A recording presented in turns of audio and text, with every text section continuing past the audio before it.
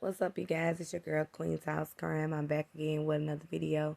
Shout out to my old and new subscribers, my members, and my moderators. This video, I'm going to be answering a few questions. I've been down, like I said. Most of y'all know I've been sick, so I'm getting back in the groove of things. Sorry this video came late. I had to work tonight. So this video is going to be answering a few questions, comments about Jelani Day's case. And then we're going to get back into the swing of things of these cases. So, right here we have Christina Hubbard Mills. She says, what was the need to take the femur for DNA if he sawed out the jawbone?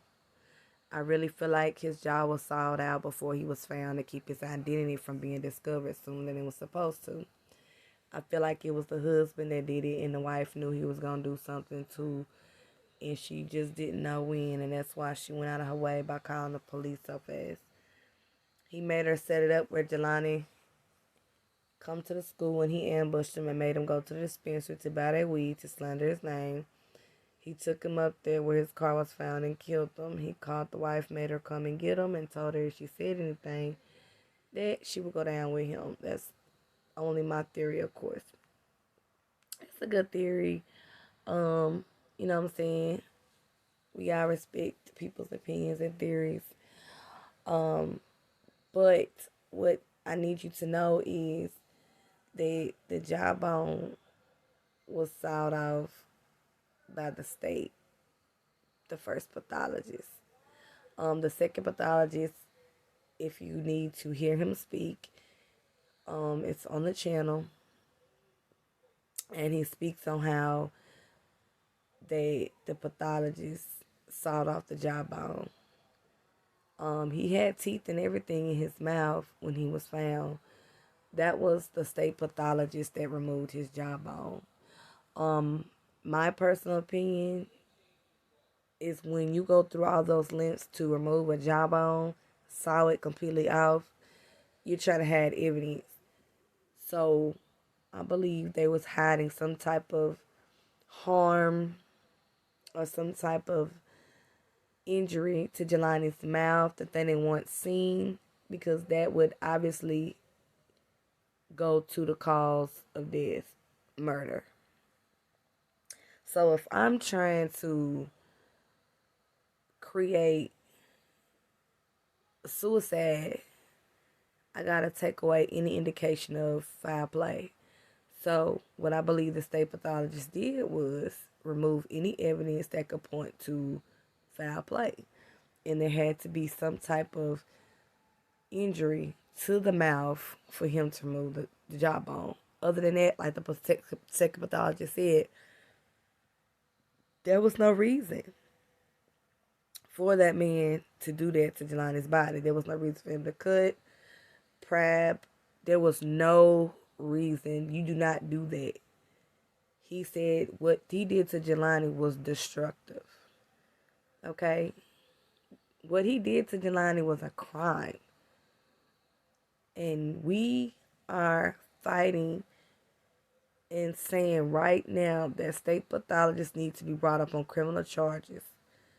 The state coroner that did Jelani's autopsy, the first one, needs to be brought up on criminal charges for degrading Jelani's body. So it was not Kyra and it wasn't her husband that did that to him. It was the state coroner. Now, exactly. You made a good point when you said was need to take the femur for DNA, because he could have just pulled DNA. He had the teeth. He said he didn't have the chemical to run the DNA, so they said it was gonna do by dental because they was delaying because they didn't have a chemical. They had to order it. Yada yada yada. More excuses, okay? Because they was down there doing things to the body. For those that do not know, the state had the body for 22 days while we was waiting on identification. And they kept giving us different excuses after excuses of why they didn't have the chemical. When they could have overnighted, when they could have rushed it, when they had different corner offices that they could have went and got a solution to do a rush. All those type of things that could have been done, they did not do that. So then they said they was going to do dental. So Carmen did everything to get the dental records. So he had his teeth. They could have did dental. There was no need for him to take the femur out. Carmen Day was confused. She said herself, why do you need to take a whole femur out when you could just take a tooth? You got the blood. You can go in the hip. There's plenty ways for him to get the DNA. So basically, they was doing some foul things to his body. All right, so we addressed that. Let's see. This next one says he's not smiling in this picture like everyone else. Mom has a private detective. The jawbone was removed and a lot of his top and bottom teeth are missing. I don't think that's the reason they have a lawyer. I think it's because they found or placed the clothes. Yeah, I mean, we know a lot of this about the private detective. Some of y'all are coming in later on in the case. Yeah, we know the state pathologist removed the jawbone. They removed the whole jawbone, so the teeth are going to be going with it, obviously. She said, I don't think that's the reason they have a lawyer. I think it's because they found a place close. Okay. Like I said, you wouldn't go out your way if that was your friend and you was going to help. You would not go out your way to retain a lawyer. I mean, you just wouldn't. If that's your friend and you want to help, you're going to do what you can to help. And that's just that on that. You're not going to retain a lawyer, not talk, lie about your reason for out there. They gave two different excuses, the girls that found the clothes. One of them, at first they said they was bored, and two, they wanted to help. So if you bored, you're going to drive an hour out your way, and then you're going to say you want to help. And then you go straight to the clothes, boom, then you lawyer up, boom. That's just very weird. Okay, that's red flag. That's not normal. They could have placed the clothes, but we also know that they could have placed it and or law enforcement didn't preserve the crime scene and didn't do a walkthrough search a mile and a half out because they wasn't doing their job from the get-go. So it's possible they just didn't do their job and the clothes been there, or they placed them there. So that is very possible. This person said it's not the same place. He was looking up at the camera for a reason. He doesn't have his mask on, no keys in hand, no to see anybody out for the lady. They said that he didn't go into the school meeting because of something about a COVID test or something. If you notice, he's looking up at the camera for a reason, like, see me, why not the girls lawyer up if they don't have something to hide. And as someone else mentioned, why that dirty river to swim in. There was a lot of cover up by a lot of people. Yeah, I don't think he was there to swim. I mean, if he went there willingly, he went there because, you know, someone either took him there or he went there to meet someone. The mom said they call that Lover's Lane, so they might pull up and do some things out there. but I don't think no one is getting in that water. At least not him. I don't believe he's getting in that water. And he's a swimmer, so he didn't even have to get in that water. Another comment said, I don't believe he was at the dispensary. Someone want all the attention from the school. If he was there at 7:30 getting coffee, I don't believe he changed that early to go buy weed. They want to stereotype our black men smoking weed. I believe someone has connections there and using that place to throw things off. I mean, that's very possible. Like I said, I think the timing that he was at the dispensary was like between 9 and 10.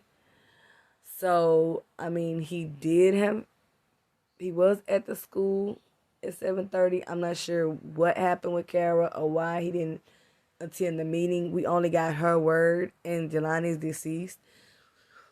So, we don't have a factual on that. We can't say, did he go to the meeting or not, because it's her word against his, and he's not here to speak for himself. So, it's her word against his about the meeting. Then 2, he was on the property at 7:30 at the school, so it's like he was there for a meeting. He was there for something, so I would like to know the reason he missed the meeting, what happened, what deterred him from attending the meeting on campus. I would like to know that. He could have either went home between 7:30 and 9:45, or he could have had a change of clothes in his car. Either or. Like I said, college students, they always have a change of clothes. So, it's possible. But I believe, allegedly, the brother said some dress-up clothes was at home. So, at some point, he might have went home. Yeah, at some point. Would you be able to look at the case of Daniel Robinson? I have a timeline of information written out if you need it. He's been missing for 6 months from Arizona. Yes, I know. I am about to, I'm putting some things together so I can look into Daniel. That's another, big case that needs a lot of attention. A lot. So, no problem. We'll definitely get into that. Keep the updates coming. They need to up the reward. Maybe someone will talk or somebody know what happened. I do agree, Darla Brown. I know the mom has been offering 25, and the sheriff and TBI, FBI, all of them as a whole is offering a 10,000. I do think money does need to be raised, and maybe that would motivate some people to say what they know. Because right now, no one is talking, and we're just piecing pieces together that we know, that we observe, that we're looking at by our research, when it'd be very helpful if someone's talking. What'd also be helpful is if they look into their baby phone, that man phone, and tell us, follow that. There's got to be something in the phone that's going to lead him to the last people he was with, talking to, meeting up with. There's some very important information in there. So what is the status of that? We the people want to know, what is the status of the investigation? What is the status? Period. What is the status? Sick of them. Bless you, Queen. Hope you get to feeling better real soon. Take care of yourself. Thank you, Erica, always. Polana says, it's always someone close to the family and the family, or who be around the family. Usually this is what statistics show in these kinds of cases. And Polana, that is very, very true. Some people say I don't have compassion, but I do. I have compassion for our victims that we fight for. That's it. That's all. Until we're able to weed you out of being red flagged, we're going to look at you sideways. So it's not that there's no compassion.